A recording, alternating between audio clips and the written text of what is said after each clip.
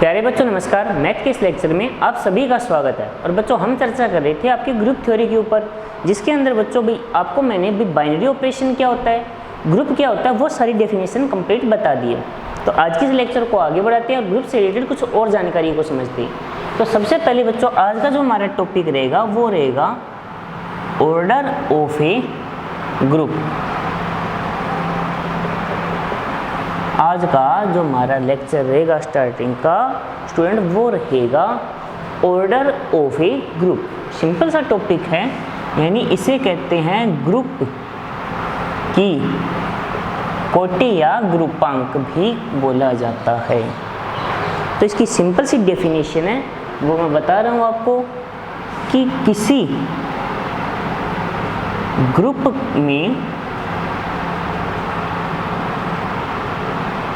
अवयवों की संख्या उसकी कोटि कहलाती है। अब सबसे पहले बच्चों एक बात याद रखना, हमेशा हम जो ग्रुप पढ़ रहे हैं वो ग्रुप का मतलब एक सेट है, ठीक है। ये बात आपको हमेशा माइंड में रखनी है। ये बात यदि माइंड से निकाल दी तो मान के चलिए डाउट हो जाएंगे फिर, ठीक है। फिर क्योंकि प्रॉब्लम खड़ी हो जाएगी बहुत बड़ी, क्योंकि ग्रुप अपने आप में बेटा कोई अलग चीज नहीं है, ठीक है। ग्रुप क्या है, एक सेट ही है, हाँ, लेकिन उसमें कुछ विशेष क्वालिटीज होंगी, बस ये बात हमें याद रखनी है। ग्रुप अपने आप में क्या होता है, एक सेट होता है जिसके अंदर कुछ विशेष क्वालिटीज होंगी किसी बाइनरी ऑपरेशन को लेकर। वो क्वालिटी क्या क्या होती है आपको मैंने प्रीवियस लेक्चर में बताई थी। नंबर 1 साहचर्यता यानी एसोसिएटिविटी, नंबर 2 तत्समक यानी आइडेंटिटी, नंबर 3 प्रतिलोम यानी इनवर्स। तब तो वो ग्रुप होगा। हाँ, अबेलियन ग्रुप यदि कम्यूटेटिव हो जाए यानी क्रम विनिमय हो जाए तो वो क्या हो जाता है, अबेली ग्रुप हो जाता है या अबेलियन ग्रुप भी इसे बोला जाता है, ठीक है। तो इसे ऑर्डर ऑफ जी से व्यक्त करते हैं, ठीक है। तो बच्चों जो भी आपका सेट है, जो ग्रुप है, उसके अंदर जितने भी एलिमेंट होंगे उसको क्या बोला जाएगा, ऑर्डर ऑफ ए ग्रुप, यानी ग्रुप की कोटि, जिसे ओ जी, ओ का मतलब है ऑर्डर ऑफ ए ग्रुप, ठीक है। यदि मान लीजिए जैसे यदि जी में n अवयव है, जी में क्या है बच्चों, n अवयव हैं, तो ऑर्डर ऑफ जी क्या हो जाएगा, n हो जाएगा। बच्चों याद रखना यहाँ पे दो वर्ड आते हैं, एक वर्ड आगे आएगा ग्रुप के अवयव की कोटि और एक ग्रुप की कोटि, दोनों अलग अलग बातें हैं, ठीक है। एक बार हम सिर्फ ग्रुप की कोटि को पढ़ रहे हैं, ग्रुप के अवयव की कोटि नहीं पढ़ रहे हो आप। अवयव का ऑर्डर क्या है वो नहीं पढ़ रहे हैं, हम सिर्फ ग्रुप का क्या ऑर्डर है वो पढ़ रहे हैं। सिंपल सी डेफिनेशन याद रखना कि जो सेट आप ले रहे हो जो कि ग्रुप है, उसके अंदर जो अवयव की संख्या है वो क्या होगी, उसकी कोटि होगी। तो ऐसे बच्चों दो डेफिनेशन और छोटी छोटी बन जाती है, फाइनाइट ग्रुप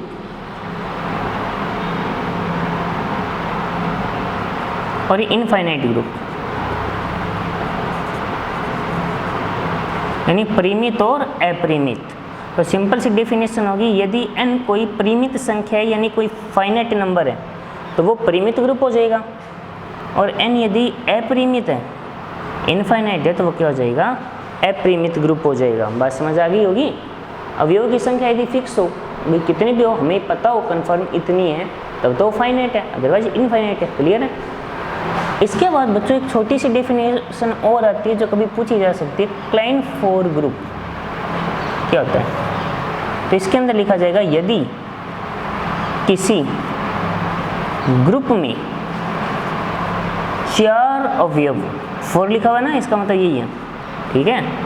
क्लाइन वर्ड का क्या मतलब है, तथा प्रत्येक अवयव स्वयं का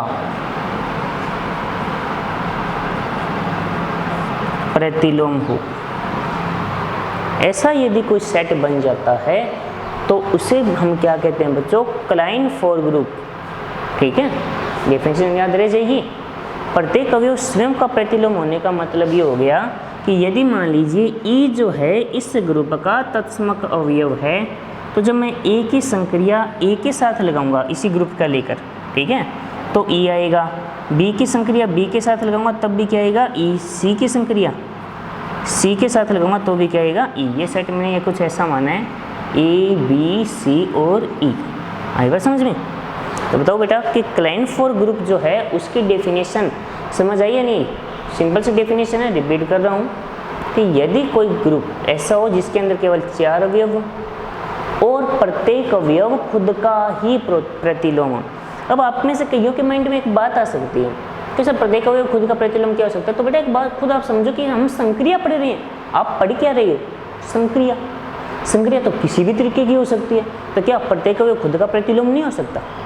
यदि ए स्टार यदि मान लीजिए गुणा संक्रिया हो, ठीक है, और ए स्टार बी का मतलब ए अपॉन बी हो, तो ए स्टार ए का मतलब ए अपॉन ए 1। यदि 1 तत्सम का तो बन सकता है। तो कोई भी तरीके से यदि आपको फॉर एग्जांपल 2 अवयवों को लेकर कोई भी चीज़ बनानी है वो बना सकते हैं ना संक्रिया के हिसाब से। जैसे ए की तत्समक 2 है, तो यदि तत्समक 2 है तो क्या संक्रिया नहीं बन सकती? तो ए स्टार बी को यदि मैं ये लिख दूँ ए माइनस बी प्लस 2, तो ए स्टार ए क्या होगा? ए माइनस ए प्लस 2, तो वो 2 बन जाएगा। यानी मैं अवयव कोई भी बना सकता हूँ, वो तो संक्रिया पे डिपेंड करता है। तो संक्रिया ऐसी होगी यदि ऐसा होता है कि प्रत्येक अवयव खुद का प्रतिलोम हो, तो उसे मैं क्या बोल सकता हूँ? क्लाइंट-4 ग्रुप। बात समझ आ गई? अब जो एक जनरली कोई भी चीज़ को समझने के लिए एक एग्जाम्पल होना चाहिए, ठीक है। तो हम क्या करते हैं, भी एक एग्जाम्पल लेके चलते हैं जो ग्रुप को समझने में हमारी काफ़ी हद तक मदद करेगा, ठीक है। क्योंकि वैसे तो मैंने आपको जो एग्जाम्पल करवाए हैं उनसे आपको ग्रुप के बारे में पता चल गया होगा, लेकिन जो एग्जाम्पल मैं अब डिस्कस करने जा रहा हूँ, ठीक है, जो एग्जाम्पल मैं अब डिस्कस करने जा रहा हूँ वो एग्जाम्पल बच्चों आगे की जो बहुत सारी डेफिनेशन है उनको समझने में हमारी हेल्प करेगा, ठीक है। तो इस एग्जाम्पल को आपको ध्यान से समझना है, ठीक है। वैसे बहुत सिंपल सा एग्जाम्पल है, ज़्यादा बड़ा नहीं है, लेकिन आगे की जो डेफिनेशन आएंगी ना वो आपको समझाने में इसकी सहायता मुझे बार बार लेनी पड़ेगी, यानी इसी एग्जाम्पल को मैं बार बार लूँगा, ठीक है। तो जो एग्जाम्पल है वो है आपका 4th रूट ऑफ यूनिटी का, यानी यदि a की पावर 4 इक्वल टू 1 हो तो इसे हम क्या बोलते हैं? a को 4th रूट ऑफ यूनिटी कहते हैं। सबसे पहले तो ये पता होना चाहिए आपको, यदि a की पावर 4 इक्वल टू 1 हो, ठीक है, तो a को क्या बोला जाएगा? 4th root of unity. क्योंकि इसको मैं तो ये भी तो लिख सकता हूँ a की पावर 1 की पावर 1/4, ठीक है। अब सभी कहेंगे सर यहाँ पे तो 1 ले लो, सभी कहेंगे यहाँ पे तो सर 1 ले लीजिए, आंसर आ गया, a का आंसर 1 होगा। बेटा जरूरी नहीं है, मैं कह रहा हूँ वो सारे नंबर जिनकी पावर 4 की वैल्यू 1 हो। अब आपको वैसे 1 के अलावा और हो सकते हैं बच्चों। 11th क्लास में जाइए, आपका पढ़ा हुआ है, लिख रहा हूँ, ये जो सेट एस से डिनोट कर रहा हूँ ये होगा 1 -1 आइटा माइनस आइटा। इन सब की पावर जो 4 आप करोगे उनकी वैल्यू कितनी होगी? 1। अब कोई बच्चा ये कहेगा सर आइटा की जगह आइटा स्क्वायर कर लो, तो बेटा वो कर चाहते हैं कि आइटा स्क्वायर -1 हो जाएगा, ठीक है। कईयों के दिमाग में एक बात आएगी कि वो कहते हैं सर यहाँ पे eta square, eta cube, eta की पावर 4, आइटा की पावर 5, इन सब के का 4 का मान 1 होगा। हाँ 1 जरूर होगा, लेकिन आइटा स्क्वायर का मान -1 होता है वो तो मैं यहाँ ले चुका हूँ। आइटा क्यूब का मान माइनस आइटा होता है वो भी मैं ले चुका हूँ। आइटा का 4 का मान ये होगा, तो वो सारी बात रिपीट होनी चाहिए। तो और आप वैसे भी जानते हो एक सेट के अंदर एक अवयव केवल एक बार आते हैं, ठीक है। तो मुझे ये प्रूफ करना है कि क्या ये गुणा संक्रिया के लिए ग्रुप है। तो देखो एक टेबल बनाते हैं जो समझाने में हमारी मदद करेगी। तो ये बच्चों सबसे पहले ये बताओ इसमें ऑर्डर पहले ग्रुप है या नहीं, पहले वही देखते हैं, उसके बाद ऑर्डर पे आएंगे। 1 -1 eta minus eta, 1 -1 eta minus eta. ध्यान से समझना, 1 × 1 1, ये तो सबके साथ यही होगा, ठीक है। -1 × 1 -1 +1 निशान चेंज, साइन चेंज हो जाएगा और क्या है, प्लस आइटा हो जाएगा, ठीक है। Eta × 1 eta, eta × -1 minus eta, eta × eta eta square -1, eta × eta minus eta minus plus, तो +1 हो जाएगा। ये हो जाएगा -आइटा +1 और -1, ठीक है। गुणा करके मान रखना तो जानते हो भाई, 11वीं क्लास में पढ़ा हुआ आपका, 12वीं में भी एटा से रिलेटेड कुछ जानकारी होगी, और तो फर्स्ट ईयर में 2 साल से पढ़ चुके हो। तो बेटा अब आप देखो, आपके कई सबसे पहले माइंड में आएगा सर ये ग्रुप कैसे हुआ, क्यों। सबसे पहले आपको ये देखना है कि जब आप इनका आपस में कोई भी 2 अवयव को लिया मैंने, कोई भी अवयव का किसी के भी साथ गुणा किया, तो जो रिजल्ट यहाँ पे आपको दिखाई दे रहे हैं, क्या वो इन चारों के अलावा और कुछ है। देखो 1 - 1 eta minus eta, 1 - 1 eta minus eta, 1 - 1 eta minus eta, 1 - 1 eta minus eta, ये चार आ रही है। तब तो बेटा ये कि द्विआधारी संक्रिया मानी जाएगी, नहीं था द्विआधारी संक्रिया नहीं होगी। ठीक है, अब इसी के अंदर समझो तत्समक। तत्समक क्या होता है, एक पहले साचर्यता। साचर्यता द्विआधारी संक्रिया, तो साचर्यता में आप कोई भी 3 एलिमेंट ले लो। जैसे कोई बच्चा कहता है सर एक हम ले लेते हैं 1, एक आइटा और एक माइनस आइटा। तो देखो सबसे पहले आप 1 और हमें क्या लिखना होगा, 1 × आइटा × माइनस आइटा। एक ये लिखना होगा 1 × आइटा × माइनस आइटा। तो देखो 1 × eta, eta eta × minus eta, minus eta square यानी +1। ठीक है, 1 × ये होगा माइनस आइटा स्क्वायर, 1 × 1 हो गया 1। क्लियर है। तो आप देख सकते हो कि ये साचर्यता का पालन करता है। ठीक है, इसके बाद तत्समक। तत्समक अवयव 1 है, देख सकते हो भी इस 1 का मैं किसी के भी साथ मल्टीप्लाई करूँ, चाहे पहले लेकर चाहे बाद में लेकर, अवयव वही आ रहे हैं, अवयव वही आ रहे हैं, यानी तत्समक इसका कितना हो जाएगा, 1। अब बात आ गई प्रतिलोम की। प्रतिलोम क्या होगा, ठीक है। तो प्रतिलोम के लिए आप देखो क्या, 1 को 1 से गुणा करने पर क्या आया, 1, तो यानी 1 का प्रतिलोम होगा 1। -1 को किससे गुणा करूं तब 1 आया, तो -1 का प्रतिलोम क्या होगा, -1। ठीक है, जिन पे मैं एक बार कर रहा हूँ। आइटा को किससे गुणा किया, 1 आया, माइनस आइटा, तो आइटा का प्रतिलोम क्या होगा, माइनस आइटा, और फिर माइनस आइटा का प्लस आइटा। ठीक है, बात समझ आ गई। तो ऐसे में तो थोड़ी सी गड़बड़ होगी, वरना तो क्लैनफोर ग्रुप की डेफिनेशन बन जाती। 4 अवयव हैं, है भी, 1 का प्रतिलोम 1 का, -1 का, -1 है, यहाँ तक तो सही हो रहा है। यदि आइटा का प्रतिलोम आइटा बन जाता और माइनस आइटा का प्रतिलोम माइनस आइटा बन जाता तो मैं इसको क्लैनफोर ग्रुप बोल सकता था। लेकिन यहाँ पर यदि मैं देखूँ तो आइटा का प्रतिलोम तो माइनस आइटा आ रहा है और माइनस आइटा का प्रतिलोम प्लस आइटा आ रहा है, यानी प्रत्येक अवयव खुद का प्रतिलोम नहीं है, यानी ये ग्रुप है लेकिन क्लैन ग्रुप नहीं है। तो बताइए बच्चों, बात समझ आ गई। तो अब याद रखना, 4th रूट ऑफ यूनिटी गुणा संक्रिया के लिए एक ग्रुप है। एग्जाम्पल को देखिए, कोई डाउट है तो बताइए।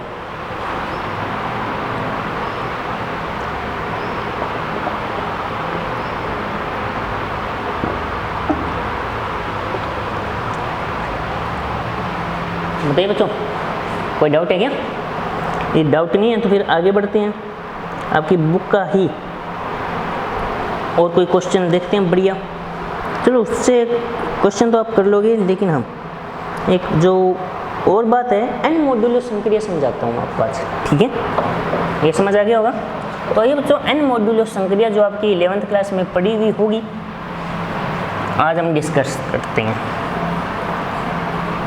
उसका मीनिंग क्या है, अर्थ क्या है, और वो एक ग्रुप होता है या नहीं होता। वैसे तो बच्चों ये आपकी 12th क्लास में लगी हुई है।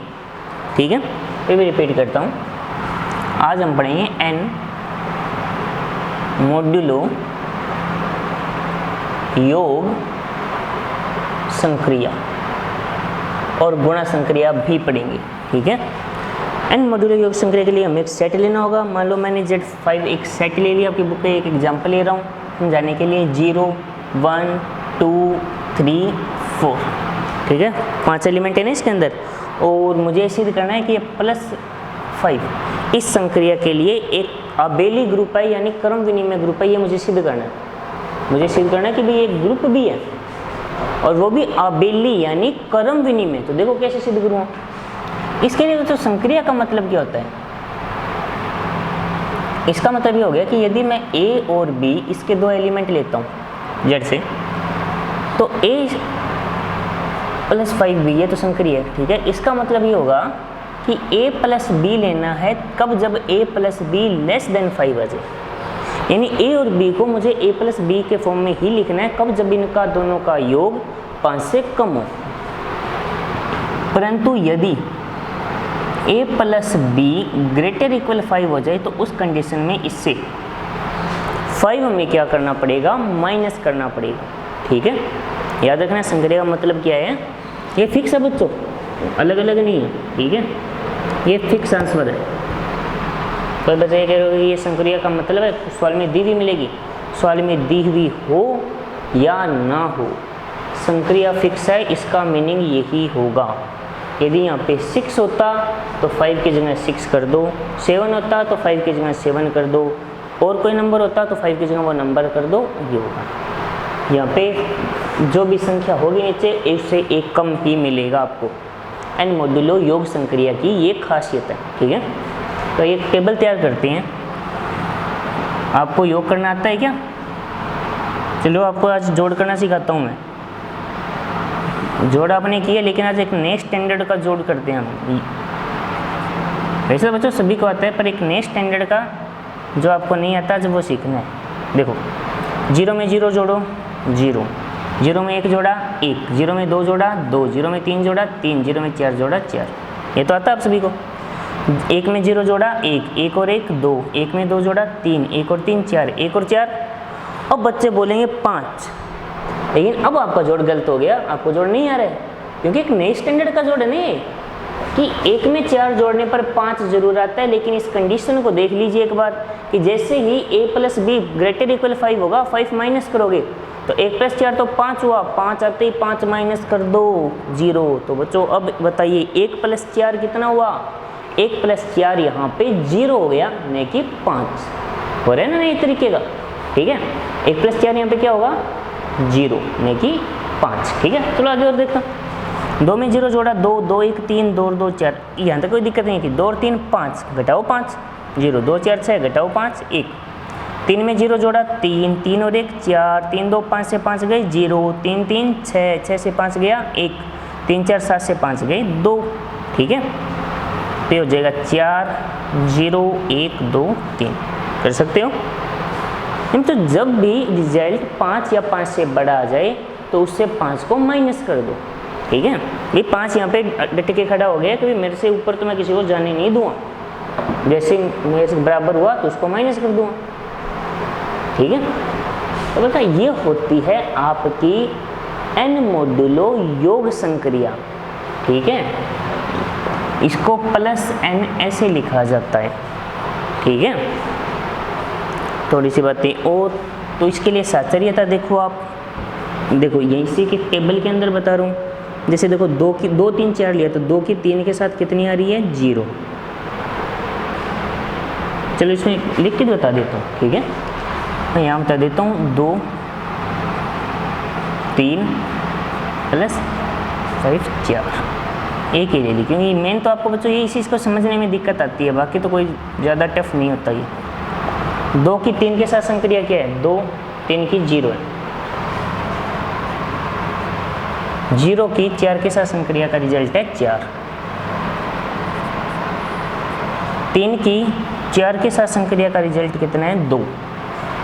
और 2 की 2 के साथ संक्रिया का रिजल्ट है, सॉरी 2 की 2 के साथ 4। तो देख लीजिए दोनों बार आंसर सेम आया या नहीं आया।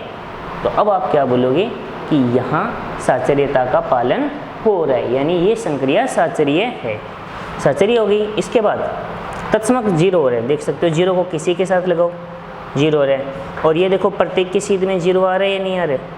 आ रहे हैं। तो यानी 2 का प्रतिलोम, सॉरी 1 का प्रतिलोम 4, 2 का प्रतिलोम 3, 3 का प्रतिलोम 2, 4 का प्रतिलोम 1, प्रतिलोम भी विद्यमान है, तो ग्रुप हो गया। अब बात है कर्म विनिमयता की, देख सकते हो 2 की 3 के साथ 0 है तो 3 की 2 के साथ भी 0 ही है। चलो 2 की 4 के साथ 1 है तो 4 की 2 के साथ भी 1 है, यानी कोई भी ऐसे अवयव देख कर्म विनिमय भी है। तो इसका मतलब ये अपने आप में बच्चे बताओ ग्रुप हो गया नहीं हो गया? हो गया ना। तो चलो इसी एग्जाम्पल में यदि गुण होता तो क्या करती? पहले बताओ एक बात हो, ये बात समझ आई है नहीं? आराम से समझ आ गई होगी, कोई डाउट नहीं होगा। अब यदि इसी एग्जाम्पल में यहाँ पे गुण आ जाता तो यहाँ पे रूल थोड़ा सा चेंज होता, ज़्यादा तो चेंज नहीं होता। वो चेंज क्या होता कि जैसे अब देखो मैंने क्या किया, जैसे ही 5 या 5 से बड़ा आंसर आया, मैंने क्या किया, उससे 5 को माइनस किया। यहाँ पे क्या करना है, आपको डिवाइड करना है। अब n मोडुलो योग की जगह हम क्या पढ़ रहे हैं, n मोडुलो गुणा, ठीक है, गुणा पढ़ रहे हैं, इसको गुणा ऐसे 5 से लिखा जाएगा। इसमें क्या होता है, a b का मतलब होगा a इंटू बी, क्या ए बी आएगा जब ए बी लेस देन 5 हो, लेकिन ए बी अपॉन 5 से जो रिमाइंडर यानी जो शेष फल आएगा वो आएगा यहाँ पे, कब, जब ए बी आपका ग्रेटर इक्वल 5 हो जाए, ठीक है। ये इसकी संक्रिया है, यानी इस बार यहाँ पे सारी प्रोसेस बच्चों वही होगी। यहाँ पे सिर्फ आपको ये याद रखना है गुणा करना है, लेकिन गुणा करने पर जो रिजल्ट होगा वो यदि 5 से छोटा आता है तो उसी को लिखो, 5 से बड़ा आते ही 5 का भाग दे दो, और रिजल्ट में क्या लिखना है हमें, शेषफल, ठीक है। तो ये हो जाएगा 0 1 2 3 4, 0 1 2 3 4। तो बच्चों ये तो आप सब जानते हो, 0 को मैं किसी से ही गुणा करूँ क्या आएगा, 0, 1 गुणा 0 1, 1 गुणा 1 सॉरी 0 होगा, ये भी 0 0 0, 1 गुणा 1 1, 1 गुणा 2 2, 1 गुणा 3 3, 1 गुणा 4 4, कोई दिक्कत नहीं है। 5 से कम है, बड़ा है तब दिक्कत है, 2 1 कम 2, 2 दूनी 4, 2 3 6, 6 में 5 का भाग 2, 1 पर जाएगा, शेषफल आएगा 1, 2 चौके 8, 8 में 5 का भाग दोगे तो शेषफल कितना आएगा, 3, 3 एकम 3, 3 दूनी 6, अब 6 में 3 का भाग 5 का भाग दोगे शेषफल आएगा 1, 3 तिया 9, 9 में कितने का भाग देना, 5 का तो 4, 3 चौके 12 तो आ जाएगा 2, 4 एकम 4, 4 दूनी 8 यानी 3 शेषफल, 4 तिया 12, 2 शेषफल, 4 चौके 16 में 5 का भाग दूंगा तो 1 शेषफल आएगा। क्लियर हो गया बच्चों। ये है आपकी n मोडुलो गुणा संक्रिया, आराम से बच्चों देख सकते हो, और ये भी एक ग्रुप है, साचर्यता का भी यहाँ पे पालन होगा, तत्समक भी विद्यमान है, प्रतिलोम भी है, क्रम विनिमय भी है, ठीक है। तो अब आपके सामने आराम से देख सकते हो, कोई डाउट है तो आप बता सकते हो, पूछ सकते हो, ठीक है। तो बच्चों ये आपका आज का लेक्चर का काम रहे, ठीक है। तो आज के लेक्चर में बच्चों देखो मैंने आपको क्या क्या बताया, नंबर 1 ग्रुप क्या होता है, सॉरी ग्रुप की ऑर्डर क्या होता है वो बता दिया, क्लेन फॉर ग्रुप क्या है वो पढ़ा, एक मोस्ट इंपॉर्टेंट एग्जांपल जो सभी जगह यूज होगा, सभी डेफिनेशन पे अप्लाई होता है, फोर्थ रूट ऑफ यूनिटी। इसके बाद हमने n मोडुलो योग संक्रिया को पढ़ा और n मोडुलो गुणा संक्रिया को पढ़ा, ठीक है बच्चों। तो जो नेक्स्ट लेक्चर हमारा रहेगा वो कुछ एग्जाम्पल को लेकर रहेगा, ठीक है कुछ, और उसके बाद मेन जो चैप्टर है वो आपका स्टार्ट हो जाएगा जो आपकी थ्योरम से, ठीक है। इसके अंदर बच्चों थ्योरम ही थ्योरम है, बुक के अंदर पूरी बुक थ्योरम की है। अभी तक आप क्या आगे जो थ्योरम आती थी आप डर जाते थे, लेकिन अब तो पूरी थ्योरम ही थ्योरम पढ़नी है, पूरी बुक 3 यूनिट है, तो तैयार रहना आपको, बस एक एक बेसिक जो बातें बताएगी वो सारी आपको याद रखनी है। क्लियर है बच्चों। तो मिलते हैं फिर नेक्स्ट लेक्चर में, तब तक के लिए टेक केयर, धन्यवाद।